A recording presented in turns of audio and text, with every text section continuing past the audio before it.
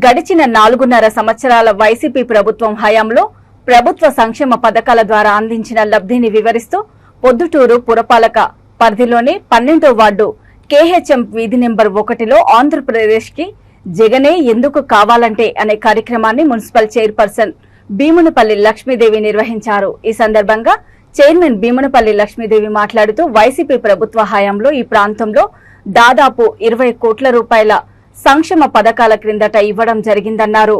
రానున్న ఎన్నికల్లో మరోసారి వైఎస్ జగన్మోహన్ రెడ్డిని రాష్ట్రానికి ముఖ్యమంత్రిగా ఎన్నుకోవాలని కోరారు. ఈ కార్యక్రమంలో వైస్ చైర్మన్ కాజా, పట్టణ అధ్యక్షులు కామిశెట్టి బాబు, వార్డు ప్రజలు పాల్గొన్నారు.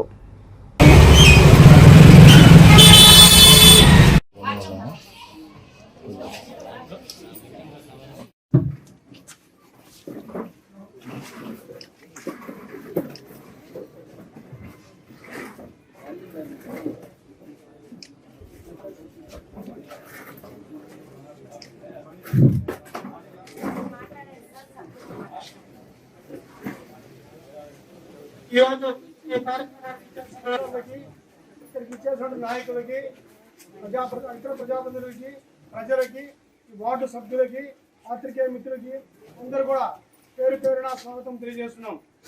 ముఖ్యంగా ఈరోజు సీఎం గారు అన్ని పథకాలు అమలు చేస్తున్నారు. ప్రతి ఒక్క ఇంటికి పథకాలన్నీ చేరినాయి.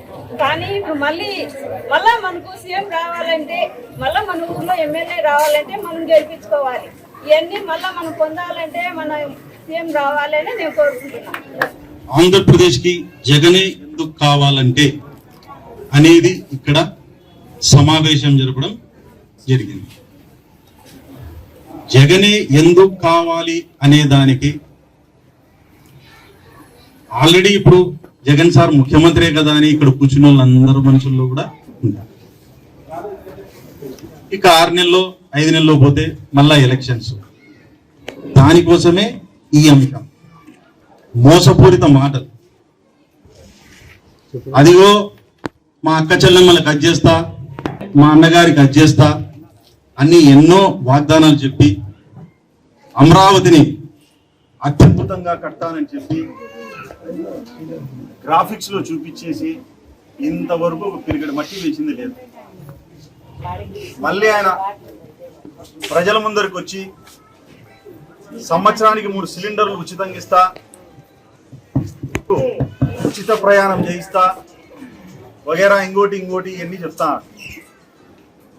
స్కూళ్ళలో నిలబడి ఇబ్బంది పడకుండా వాలంటీర్లు మీ ఇంటి దగ్గరకు వచ్చి ఇస్తున్నారు కదమ్మా, ఇస్తున్నారు కదా, ఇస్తున్నారు. అదే విధంగా ఒక్కటని కాదు, ఇప్పుడు కమిషనర్ సార్ చదివిన దాంట్లో నాకు తెలిసి ప్రతి డోర్ ను టచ్ చేయకుండా, అంటే మీ గడపలో ఉపయోగపడని పథకమే లేదమ్మా నాకు తెలిసి. ఇస్తారని మేము ఈ చిన్న విషయాన్ని మీ ముందుకు వచ్చి ప్రతి నెలలో మీకు అకౌంట్ బటన్ ముఖ్యమంత్రి నొక్కినప్పుడు మన ఎమ్మెల్యే గారు ప్రతిదీ మున్సిపల్ ఆఫీస్ గాని ప్రతి వార్డు గాని ఈ 5 సంవత్సరాల్లో క్రమము తప్పకోకుండా మేము ప్రజలను ఎప్పుడు కలుసుకుంటున్నాం. ఇదంతా మీరు గమనిస్తానే ఉంటారని నేను ప్రజలను కోరుకుంటున్నాను.